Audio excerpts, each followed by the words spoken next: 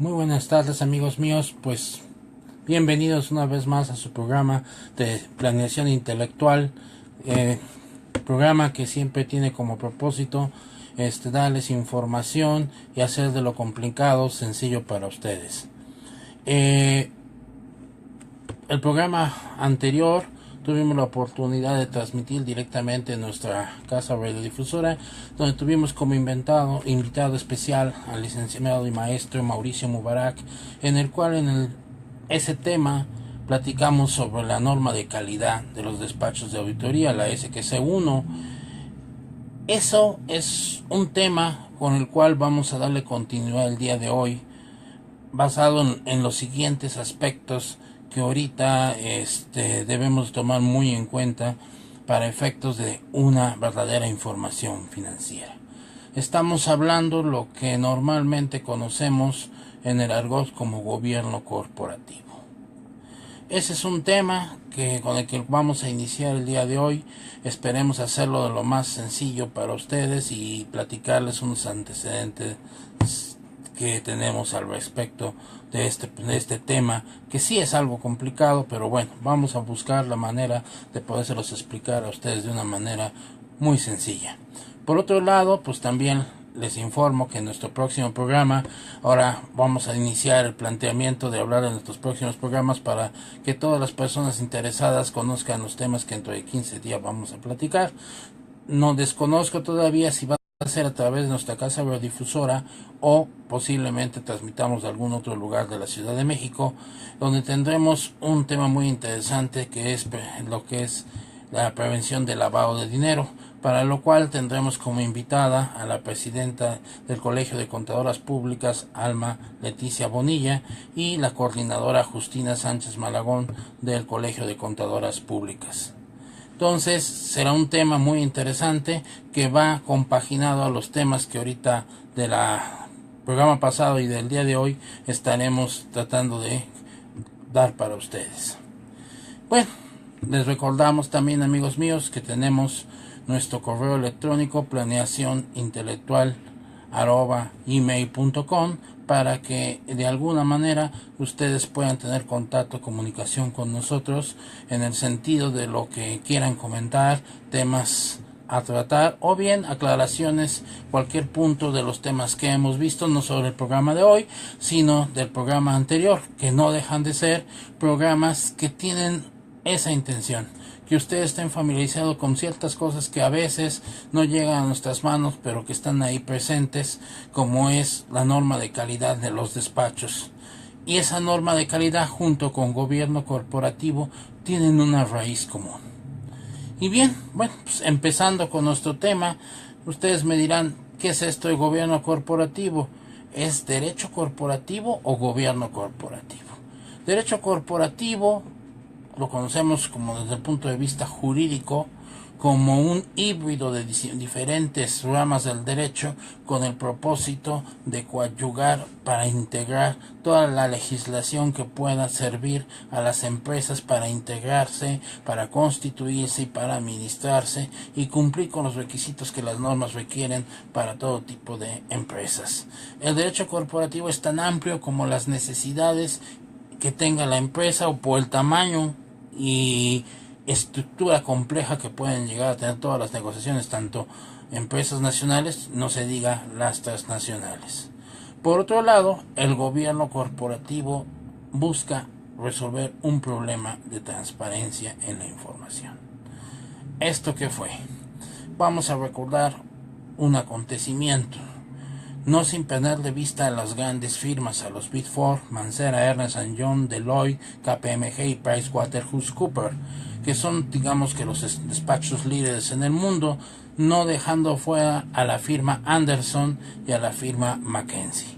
¿Qué pasó? Hubo un problema financiero en el cual, de alguna manera, muchas empresas se vieron en la necesidad de buscar firmas de auditoría para presentar su información financiera para efectos de credibilidad en inversiones en las casas de bolsa.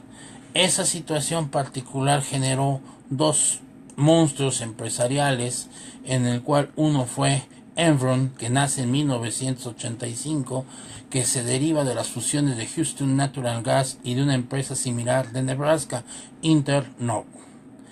Esta empresa tuvo la visión de cambiar de transportista a de gas, a hacer negocios a futuros y otros instrumentos derivados. Lo más valioso que tenía Enron no eran sus activos, ni siquiera sus instrumentos derivados, sino sus propias acciones. Esto es muy importante porque, como si fuera una varita mágica, la emisión de nuevas acciones de Enron le permitía comprar lo que quisiera. Y así era como compraba compañías, compensaba a sus funcionarios y en los últimos tiempos reponía pérdidas. Todo ello con sus propias acciones le permitía remunerar a sus altos ejecutivos. Lo anteriormente señalado y el ocultamiento de deudas, el registro de utilidades mayores a las reales, a efectos de generar un mayor flujo de efectivo y mantener confianza de los inversionistas, y una inadecuada aplicación de los principios contables denominada sutilmente una contabilidad creativa, vinieron a alterar de manera internacional las cifras del negocio. Esto aunado con los planes de venta a los ejecutivos bajo una perspectiva financiera óptima, totalmente incorrecta, y de hecho se resultó, pues al final de cuentas, llevar a las empresas a la bancarrota. Eso dio origen, junto con el error de Enron, a la pérdida de credibilidad ya internacional de las firmas de auditoría. No obstante, también conjuntamente la empresa WorldCom acostumbró a sus accionistas a recibir utilidades constantes y progresivas. Esto funcionó durante los años como cualquier empresa de bonanza.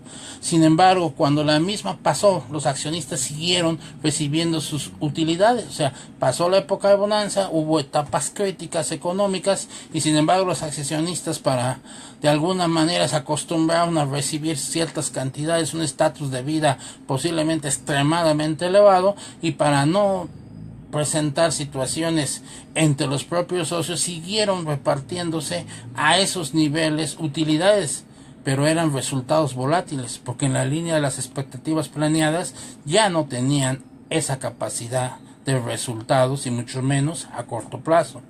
La combinación de estos factores finalmente también llevó a esta empresa a la bancarrota. Esa situación, amigos míos, hizo que en el 2002 el senador demócrata Paul Spiros Savarnes y un congresista, Michael G. Osley, impusieran una ley encaminada a restablecer confianza en los mercados de valores y reportes sobre la información financiera, llamada The Public Common Accountant Reform. Perdonen mi mala pronunciación de inglés, pero bueno, más o menos por ahí va. Y que buscaba la protección. ¿Protección de qué? De la información de las empresas, de sus resultados. Esto fue aprobado el 25 de julio del 2002, siendo presidente de los Estados Unidos el George Bush. ¿En qué consistió toda esta situación? Bueno, vamos a verlo así. Los malos gobiernos corporativos y el escándalo contable de empresas en Estados Unidos, la bancarrota más grande de la historia, Enron y WorldCom, que se le conoció como fraude de la contabilidad, genera la caída de la firma Arthur Andersen. Esta firma era muy fuerte, pero fue la única que accedió. ¿Esto qué quiere decir? Que las empresas que estoy mencionando recurrieron a los ingleses, a firmas muy fuertes de Inglaterra, para que les firmaran la información financiera, no conformes, no es detectando, digamos, diferencias o situaciones que no les apegaban a la realidad. Ninguna firma quiso dárselas a estas empresas. Ingleses, canadienses, algunas firmas latinoamericanas quisieron ingresar, y les decían: los ingresamos a todo el mundo de firmas de despachos a Estados Unidos a cambio de que nos den y nos avalen esta información financiera. Y bueno, fue tal, yo creo, que la evidente alteración de la información fuera de las expectativas normales de cualquier negocio, que a las primeras de cambio renunciaron a darles esa firma. Sin embargo, la firma Arthur Andersen cometió ese pequeño detalle de: dijo, yo sí te firmo. Y al firmar, ¿qué pasó? Pues que al poco tiempo las empresas caen en la bancarrota de una manera increíble. Se empieza a revisar la información financiera y pues nos encontramos que esa firma de Arthur Andersen estaba respaldando una información falsa. Eso en los Estados Unidos es muy grave. La firma prácticamente se desplomó, inclusive causó el suicidio de su director. Tiempo después, digamos que la gran cartera de Arthur Andersen pasa a ser a McKinsey y muchos de los, digamos, auditores o directores de la firma Arthur Andersen pasan a Deloitte. Y para colmo en Deloitte México, donde también de alguna manera hicieron travesuras. A la fecha tiene una sanción de 5 años Deloitte, no participar en cuestiones con el gobierno federal en virtud de que también pues las malas mañas continuaron, situación que está desde el año pasado para la empresa Deloitte, obviamente con la herencia de gente que trabajó en la firma Arthur Andersen. Como ven, a ese grado llegó, y entonces sugieren dos fenómenos. ¿Cómo le vamos a hacer para recuperar la credibilidad en la bolsa? Y sobre todo para nosotros los contadores, ¿cómo le vamos a hacer para recobrar la confianza en los despachos de auditoría?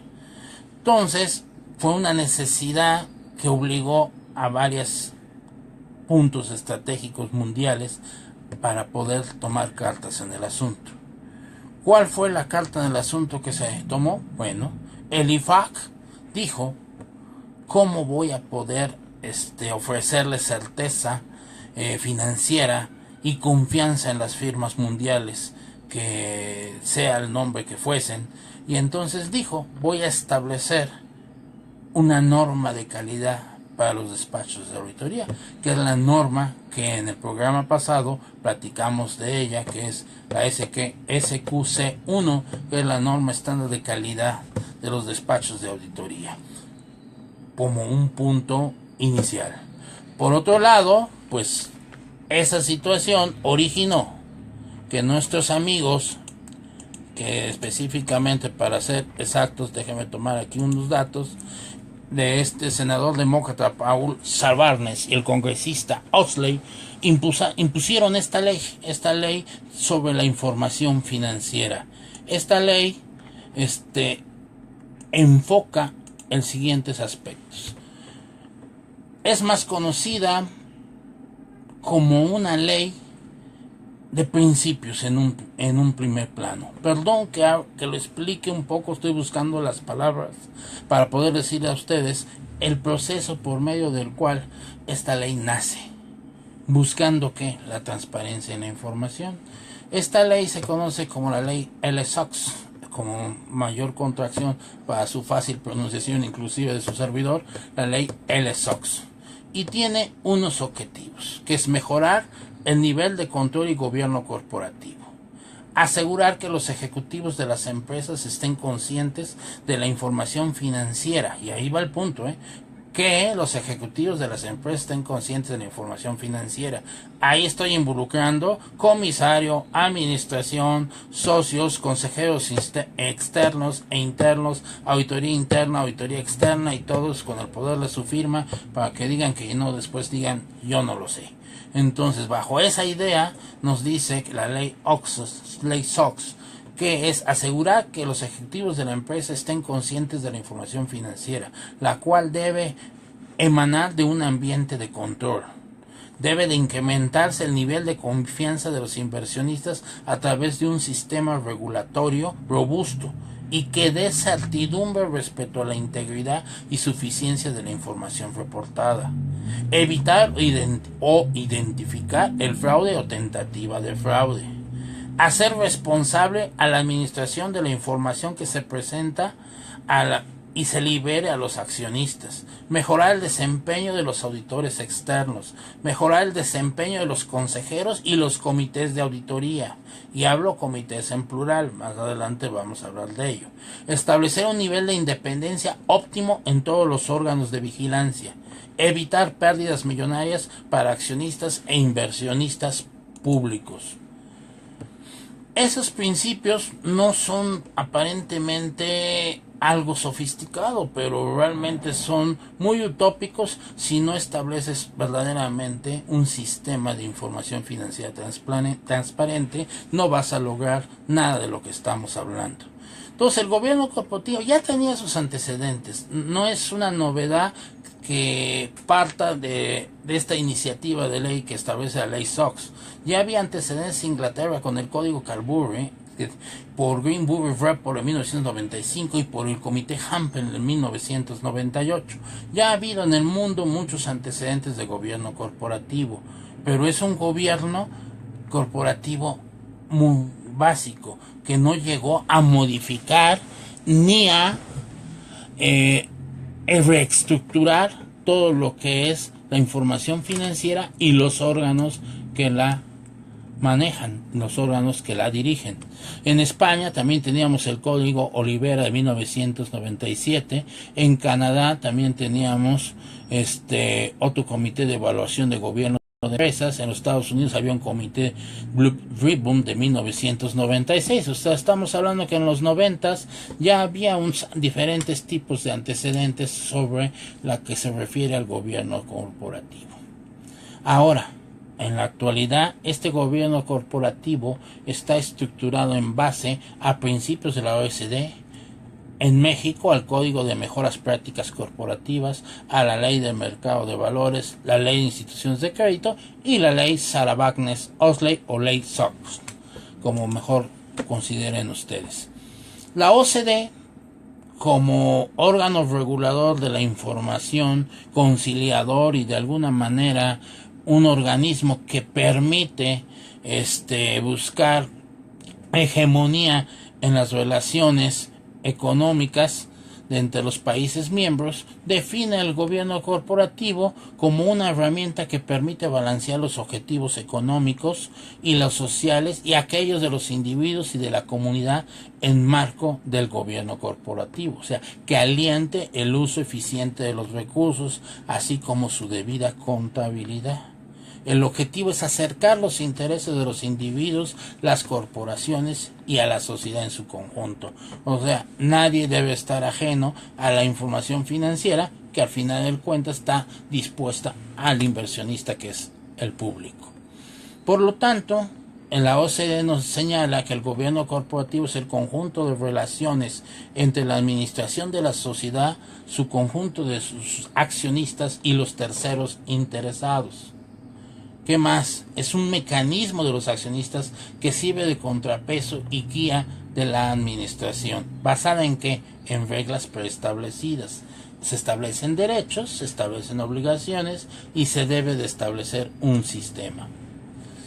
Por lo tanto, los principios básicos del gobierno corporativo consisten en garantizar la transparencia y eficacia de los mercados, precisar los derechos de los accionistas y funciones clave, amparar y facilitar el ejercicio, tratamiento equitativo a los accionistas, incluyendo a los minoritarios y los extranjeros, en su caso, reconocer los derechos de las partes con vista al cuidado de generar riqueza y empleo y sostenibilidad de las empresas financieramente, divulgación de los datos por transparencia y establecer responsabilidades al Consejo, el Consejo de Administración. Y para que muestre basta un botón.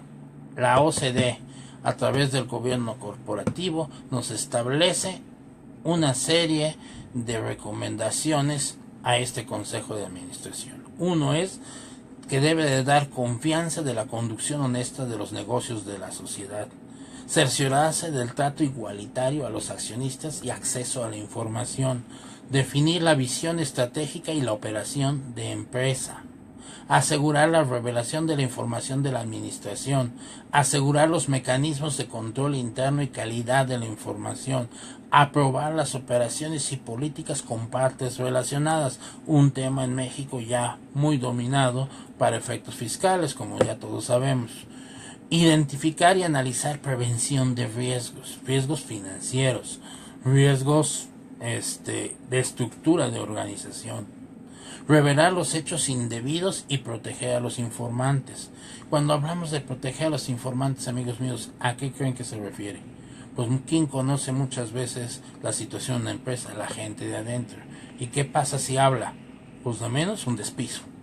Y luego tienen contrato de confidencialidad y otra serie de instrumentos con los cuales prácticamente es decirles a callar bocas. Sin embargo, el gobierno corporativo dice que hay que revelar los hechos indebidos y proteger a los informantes.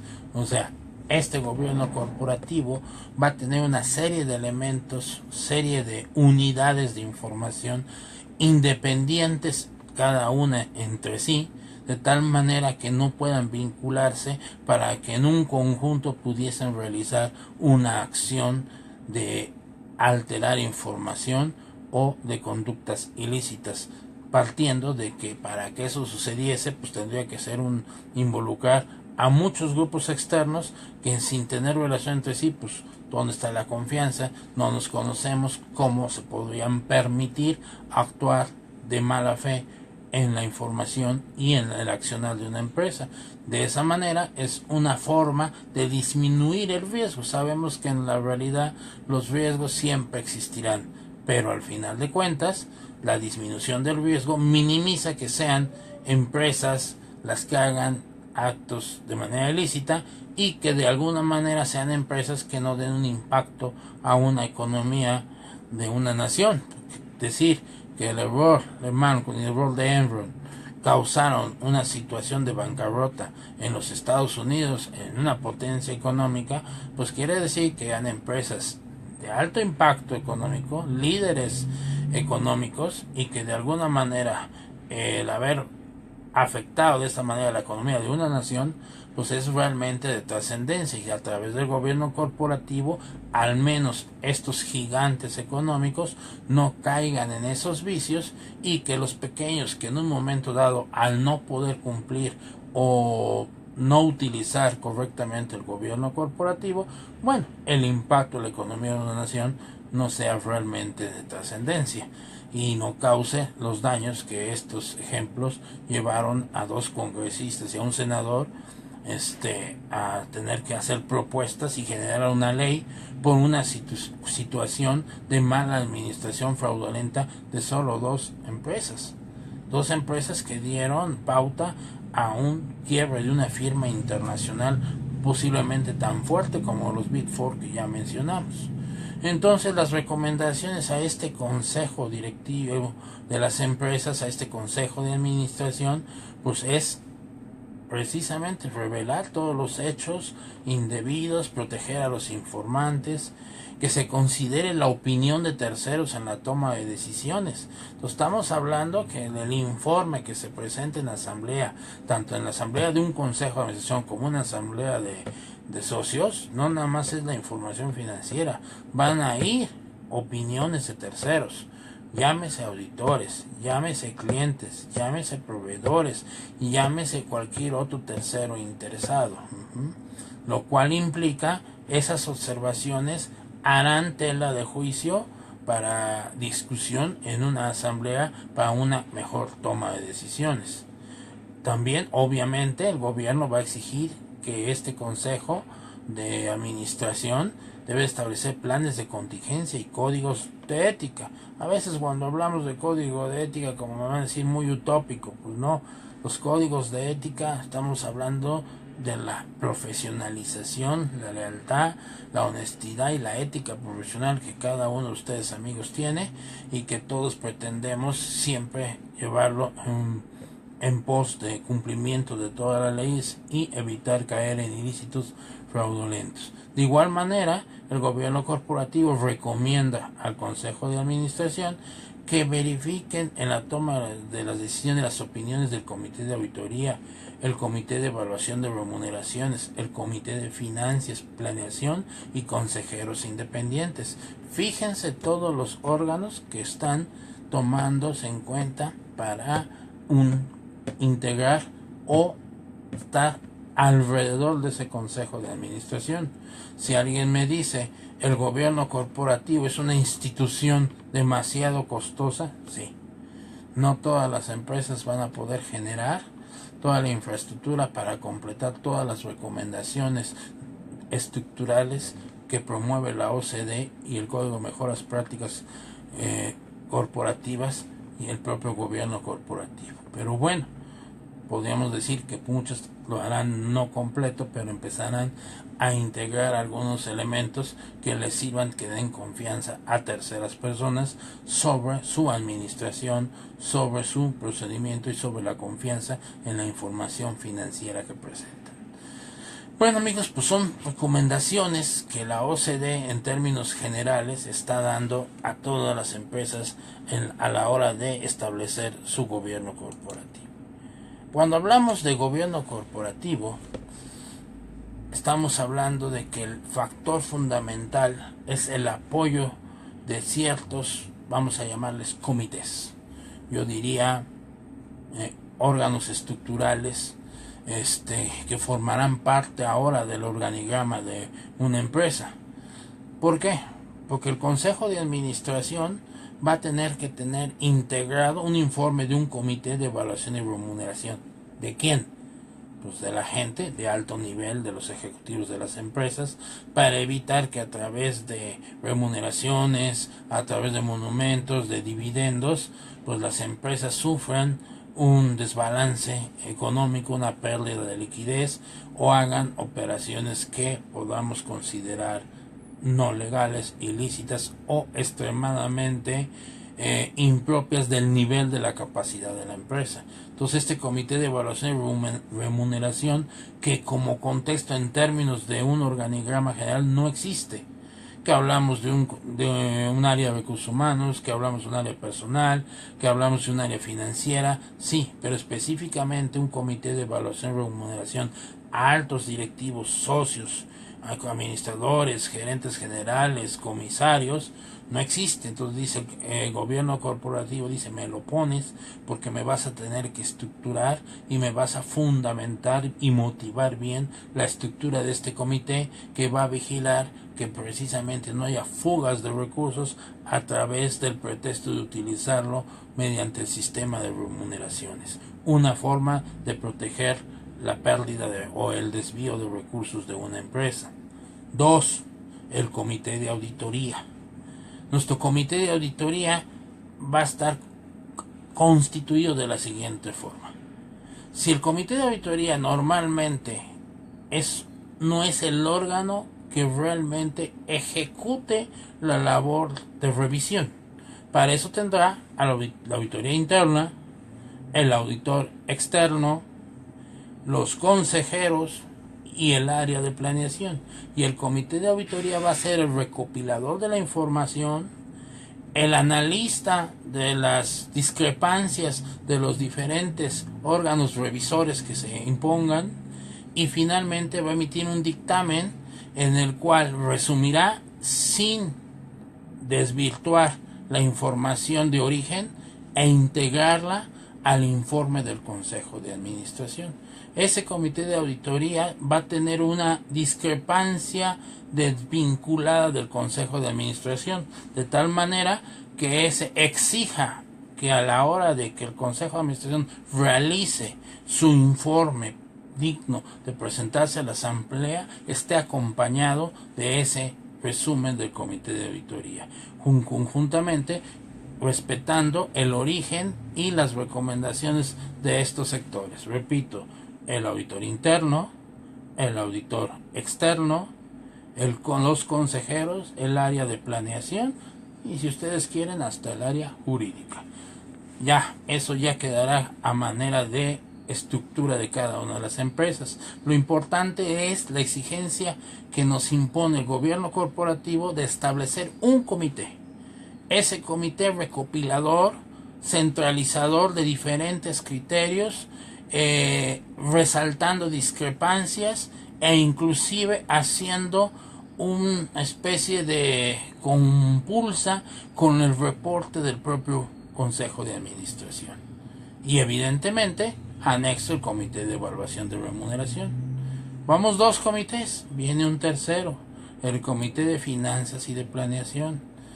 Y cuando hablamos de comité, es de igual manera resumir 2 orígenes. El origen financiero, que es información histórica proyectada y finalmente planteamientos posibles a través del área de planeación. Y hablando de planeación, estamos hablando de planeación corporativa, planeación financiera y planeación fiscal y planeación de control interno y de las diferentes estructuras para minimizar, optimizar los recursos de la empresa. Entonces, estamos hablando de un tercer comité que va a estar integrado de la misma manera que el comité de auditoría. Va a tomar información del auditor interno, del auditor externo, de los consultores, de los asesores, y va a ser el que va a recibir también la información del tercero interesado, que pueden ser empleados, clientes, proveedores, acreedores.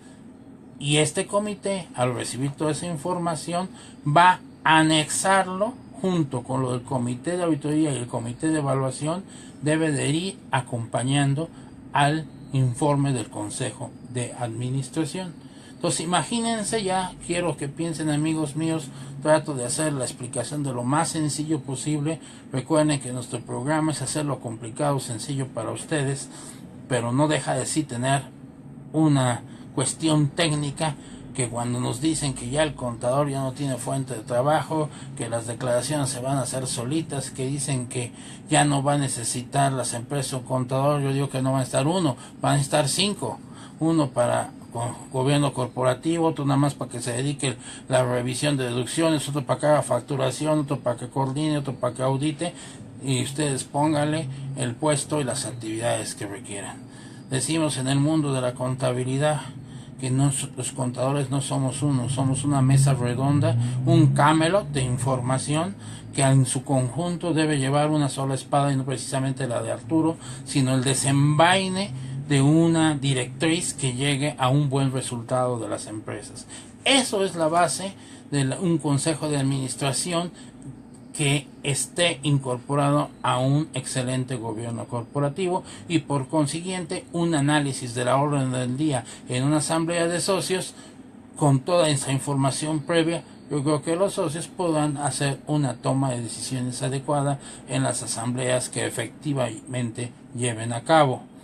Eso es el preámbulo en forma global de lo que estamos hablando, amigos míos, de una estructura financiera, económica, fiscal, administrativa de todas las empresas que ahorita en México están obligadas, las de casa de bolsa, las donatarias, y al final de cuentas está hecho para todas las empresas y sobre todo aquellas que puedan tener un impacto trascendente en la economía de una nación. Bueno, pues amigos míos, también es importante señalar, y eso ha sido una plática que hemos tenido diferentes gentes en la firma, en que han señalado que ha sido un poco exagerado la situación de la integración y de los consejos de la OCDE, de la ley SOX. Ha sido, dicen, incompleta y a la vez exagerada y a la vez inconclusa y a la vez demasiado pretenciosa. Bueno, pues considerando los grandes efectos tequilas, los efectos centroamericanos, la firma del Tratado de Libre Comercio, la no firma del mismo, la NASH, los tratados internacionales que México está celebrando, obliga a que cada vez las empresas, no nada más las grandes empresas de México, sino las empresas medianas, ya tengan vínculos con empresas de todos los países del mundo. Nuestra economía ya es una economía abierta, ya no estamos en los 80s en que prácticamente la competencia era entre nosotros, ahora la competencia es a nivel mundial. Las relaciones comerciales entre México y el mundo ya cada día son, ya con toda la tecnología, ya son de todos los días, la comunicación es diaria, y entonces el impacto de conocer y de tener la certeza de con quién trabajamos y que también los de afuera tengan confianza de las empresas mexicanas es precisamente la integración de una infraestructura que dé confianza al mundo entero de que lo que las empresas presumen de ser es efectivamente el tamaño que tienen, y por lo tanto haya una excelente confianza en poder realizar operaciones comerciales con México. Los que contadores jóvenes no se acuerdan la razón por la que estuvo el famoso sello que vemos en muchos productos, sobre todo en el extranjero, esa aguilita que decía lo hecho en México. Eso fue porque en algún tiempo las presas, México era experto en hacer presas, llegó un momento en que también cometieron errores técnicos por querer ahorrar dinero, malos materiales, y hubo una época en que se desacreditó a México en ese camino internacional que teníamos, inclusive en épocas de la economía cerrada. Hubo situaciones internacionales que pusieron en mala imagen a los productos mexicanos por malas prácticas comerciales. Para revitalizar, reforzar eso, salió un procedimiento, una campaña, un reordenamiento, las normas internacionales, los ISO y demás situaciones que vinieron en el mundo, y México dijo, puso su sellito, lo hecho en México está bien hecho. Fue una campaña para poder restablecer la confianza en la industria mexicana. Ese mismo efecto debemos de mantenerlo ahora a través de ser empresas sólidamente transparentes. Y la única manera de hacerlos es que las empresas mexicanas hagamos un esfuerzo para que nos integremos correctamente a este sistema de gobierno corporativo que representa una información impresionante. Para ello, por eso mismo, sabemos que es tan complejo que para su integración, a pesar de todos los comités de los que ya estamos platicando, también vamos a tener otra situación muy particular: los consejeros independientes. O sea, vamos a necesitar que haya una área de consejeros independientes, que sean auditores, asesores, y asesores de quién creen, amigos míos, del comisario, porque el comisario ahora sí pone firma, no puede negar que conoce la empresa, va a tener que firmar, y si no tiene conocimientos en la materia, estará obligado a reunir o inclusive a pagar asesores que le confirmen o ratifiquen la información que él va a firmar. En México y en muchos lados, no soy ajeno a través de la firma internacional, platicando con despachos de Sudamérica, pues no es ajeno que muchas de las empresas que manejaban la figura del comisario, que manejan la figura del comisario, díganme ustedes, amigos míos, con su experiencia, su práctica profesional, cuántas veces las empresas se creaban, nombraban un comisario o que ni existía, o que el señor nunca sabía ni siquiera que había sido nombrado comisario, y por consiguiente nunca firmaba nada de nada. Entonces, el comisario, ¿qué función tenía? Pues prácticamente no hacía nada. Era un personaje nada más nombrado en actas, se moría la empresa, se moría el comisario y no pasaba nada. Esa situación, esa mala práctica, pues el gobierno corporativo la piensa desterrar. ¿A través de qué? De la obligación de que los consejeros independientes estén a disposición del auditor externo, del auditor interno, y sean a la vez auditores de ellos mismos, consultores de ellos mismos, asesores, y finalmente del consejo de administración, de los comités y del propio comisario.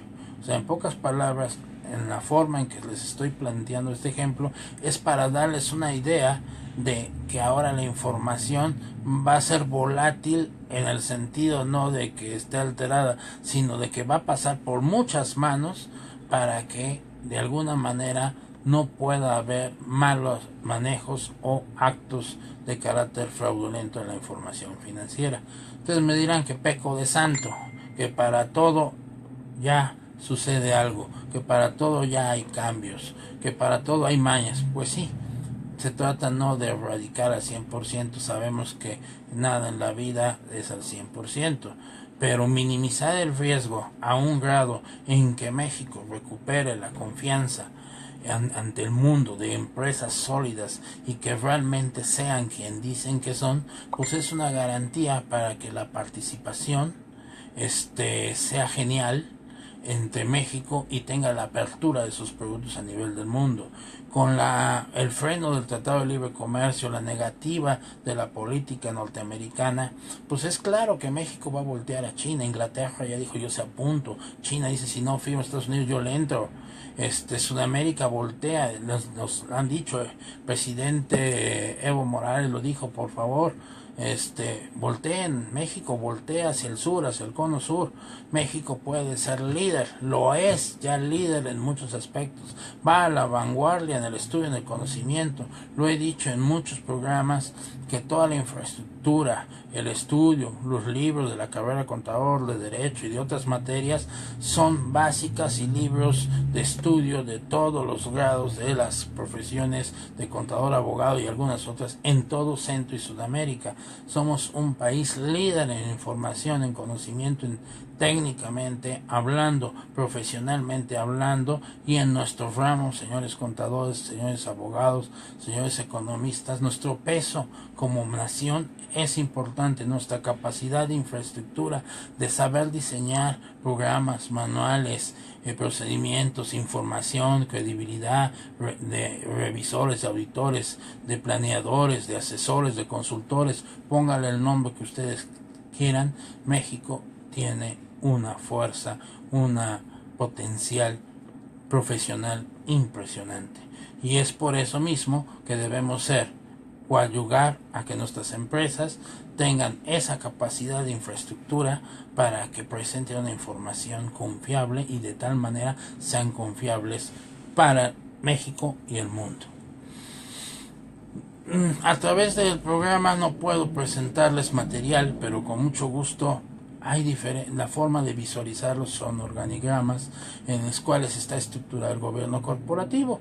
A quien guste plantearnos su curiosidad, su deseo de conocerlo, pues ya sabe, tiene nuestro correo planeacionintelectual@gmail.com, y con todo un gusto les haremos llegar algunos materiales sintetizados que puedan tenerlo para que les sirva de guía en el estudio de perfeccionamiento de este sistema llamado gobierno corporativo. Y ustedes me van a decir, en México, ¿qué cosas va a llevar qué información vamos a tener aparte de todo el chismografía que se va a recibir de todas las instituciones revisoras que se estén creando? Bueno, no vamos a inventar el hilo negro, se va a manejar la revisión del estado de situación financiera, el estado de cambio de posición financiera, el estado de resultados contables, estados fiscales, estados de flujo, CUCA, CUFIN, y todo el análisis financiero que sea necesario, con el fin de que la información sea veraz, real y esté realmente comprobada. No es ajeno a lo que normalmente hacemos en una auditoría de carácter financiero. Evidentemente habrá cosas particulares. En el gobierno corporativo te va a exigir que des un informe sobre clientes en operaciones efectivo, clientes con operaciones a 30 días, a 60 días, a 90 días, clientes con retraso de 15 días, de 30, 60, 90 días, para ver tu verdadera realidad de liquidez. No simplemente agarres tus análisis, tus fórmulas de información financiera, tu capital de trabajo, tu prueba de ácido. No, nada más. Tienes que trabajarlo con los diferentes, vamos a llamarle, grados en cada una de nuestras cuentas colectivas. No es lo mismo un personaje que le diste 30 días de crédito y te cumple siempre a los 30 días, que a otro que le diste 30 días y te cumple siempre a los 60 días. Y a lo mejor le sigues vendiendo porque sabes que te paga, pero la liquidez ya no es la misma. Entonces, el análisis de gobierno corporativo va a ser un análisis financiero por tiempos, un análisis financiero por rotaciones, o sea, con características que puedan ayudarte a tomar una buena toma de decisiones. Un capital de trabajo global no es reflejo de una liquidez inmediata. Una prueba del ácido con cuentas de fácil realización, aún de días, hace diferencia en la capacidad de solvencia de una empresa. Entonces, todo ello, ese análisis profundo, vamos a tomar como ejemplo en Alemania, el análisis financiero se degrada por periodos. Inclusive cuando pasan de 120 días también ya lo llevan a cuentas incobrables. Nosotros no es tan fácil. Nosotros, de acuerdo a nuestra legislación, una cuenta incobrable va con la imposibilidad notoria de no cobro, bajo las diferentes formas de obtenerla, que ese sería otro tema a platicar. También ese análisis se enfoca a clientes, aparte de los que pagan, que les otorgaste diferentes niveles de crédito, también los otros clientes diferentes niveles de retraso, también el gobierno corporativo te va a manejar clientes en los cuales se procedió a suspensión de crédito, a los que les cancelamos el crédito, a los que cayeron ya en una demanda mercantil de cobro, a las cuentas que ya demuestren una imposibilidad notoria de no cobro, y de aquellos juicios mercantiles que definitivamente no resultaron exitosos, para saber cuáles fueron los errores que nos llevaron no solo a no cobrar, sino a no poder ganar ni siquiera en un juicio por algún elemento por ahí jurídico o un elemento financiero que no se tomó en cuenta, y que muchas veces tienes en tus manos una sentencia digna de un tratado de derecho mercantil, una sentencia exitosa, pero si la persona no tiene bienes que le quiten, pues prácticamente tu imposibilidad notoria de no cobro es evidente, aún con la mejor sentencia mercantil que pudieses tener. Finalmente, bueno, ya estamos platicando un poquito, nos quedan unos 15 minutos. Yo esperaba poder contemplar el tema completo. Voy a tratar que en 10-12 minutos, a reserva de los comentarios que ya estamos recibiendo. Muchas gracias, Alma Modiña, por estarnos escuchando. Ojalá y el programa sea preámbulo para que dentro de 15 días, como lo anuncié, de hecho reitero que nuestro próximo programa, todavía no sé si va a ser en Puebla o en la Ciudad de México, contaremos con la presencia de la presidenta del Colegio de Contadoras Públicas, Alma Leticia Bonilla, con el tema del PLD, otro tema que también va conjuntamente ligado a y está ligado al anterior de hace 15 días, en el que tomamos la norma de calidad de los despachos, la SQC1, y hoy, a través del gobierno corporativo, que es consecuencia, al igual que la norma de calidad, provocado por estas cuestiones de bancarrota de las bolsas en las diferentes naciones, donde el impacto es trascendente. Muy bien, bueno, hablando también de informes, podemos decir que debemos de tener un informe de las cuentas por cobrar, juicios exitosos, documentos con imposibilidad de no cobro, ejemplo y estado de los estados procesales de las demandas, informe de los deudores diversos y cuentas de los funcionarios, informe sobre los saldos, la rotación que juegan las cuentas particulares de los socios y funcionarios de las empresas, inclusive de los empleados, porque no faltará que también a través de los empleados disfracen operaciones los ejecutivos de una empresa para obtener recursos y jueguen con el flujo de cuentas de gastos a comprobar y diferentes situaciones que ya conocemos y que no vamos a decirlas muchas porque no es alentar lo negativo, pero que ya conocemos que se pueden manejar flujos de diferente manera. Entonces, por eso en el gobierno corporativo los informes se hacen más detallados, van con diferentes características y con diferentes objetivos. Por ejemplo, el informe sobre pasivos fiscales, el informe sobre registro de accionistas, con informes sobre registro de accionistas con derechos preferentes, con limitaciones de voto, con restricciones. Y si hablamos de restricciones, pues ya sabemos que eso lo encontramos más en las sociedades conocidas como SAPIs. Bien, pues amigos, casi se nos acaba el tiempo, ya estamos a 6 minutos. Les recuerdo nuevamente que cuentan con nosotros en el correo planeacionintelectual@gmail.com, y nuevamente aprovecho la oportunidad para hacer nuestro comercial. Pues ya dicen que si no aprovechamos y no compartimos, pues no podemos ofrecer muchas cosas. Nuevamente, desde el programa anterior lo pongo a la imagen de ustedes para su consideración, que ya contamos con el disco en el tema los contratos como soporte fiscal y los medios de defensa a través del contador público, disco que está a la venta, curso que promueve estrategia intelectual, que ha tenido la confianza en mí en establecer este tema y entre otros temas que prontamente estaremos ofreciéndole a ustedes. Y bueno, pues lo pueden conseguir con estrategia intelectual o a través de nosotros, y que con gusto se los haremos llegar. La verdad es el objetivo siempre es impartir el conocimiento de la mejor manera posible y de una forma en que técnicamente sea sencilla para ustedes. En un programa como hoy, en un tema tan complejo como es del gobierno corporativo, solo les estoy vendiendo y ofreciendo la tentación, la curiosidad de un análisis más profundo, de un estudio específico, de una capacitación y una especialización que es el gobierno corporativo, que no implican solamente la información financiera, sino toda la información y el cúmulo de documentación y flujo de opiniones que se reciben de todos esos órganos creados con el propósito de que en su conjunto la información resulte extremadamente transparente, sobre todo no nada más en las empresas que cotizan en bolsa, ni no nada más en las empresas vulnerables que el sistema financiero mexicano, sino en verdad debe ser en todas las empresas. Habrá gente que me diga, oye, mi empresa es muy pequeña, yo soy el socio, yo soy el presidente del consejo, mi familiar es el comisario, mis gerentes son mis hijos, no tengo infraestructura para hacer un gobierno corporativo.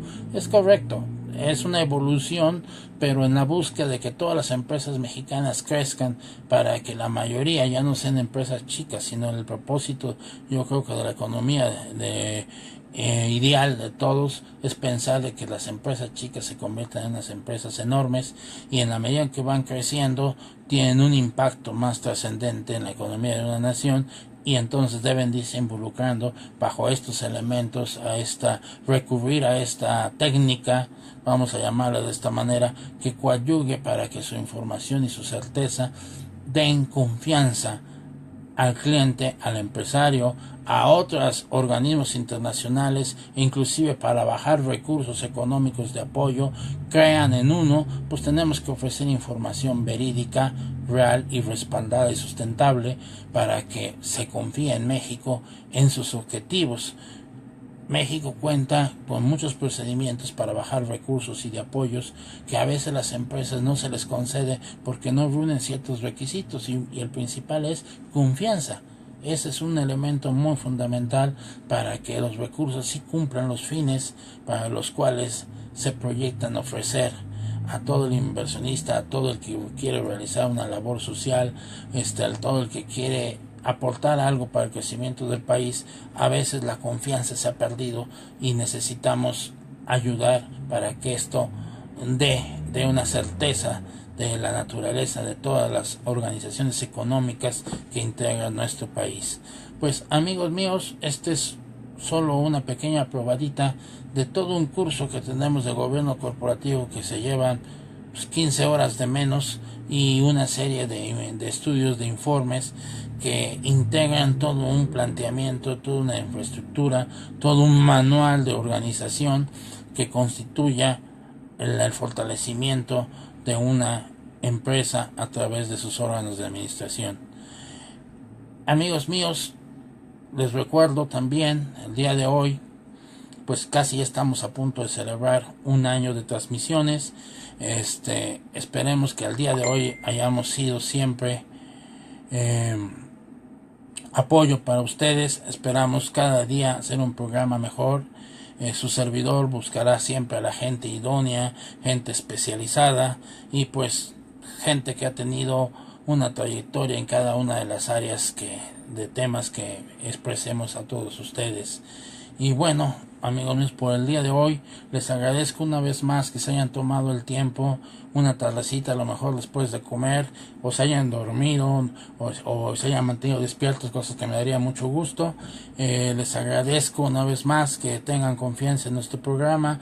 Haremos siempre temas de lo más interesante posible. Somos a veces temas un poco áridos, trataremos de hacerlo de alguna manera, seguir perfeccionando la forma en que podamos hacérselo sencillo, claro, y que las dudas que luego nos hacen saber pues cada vez sean menos, o en su defecto pues que las acrecente la información. Estamos abiertos a sus críticas, a su apoyo. Y bueno, pues señores, muchísimas gracias, muy buenas tardes, que pasen un excelente fin de semana. Buenas tardes a todos.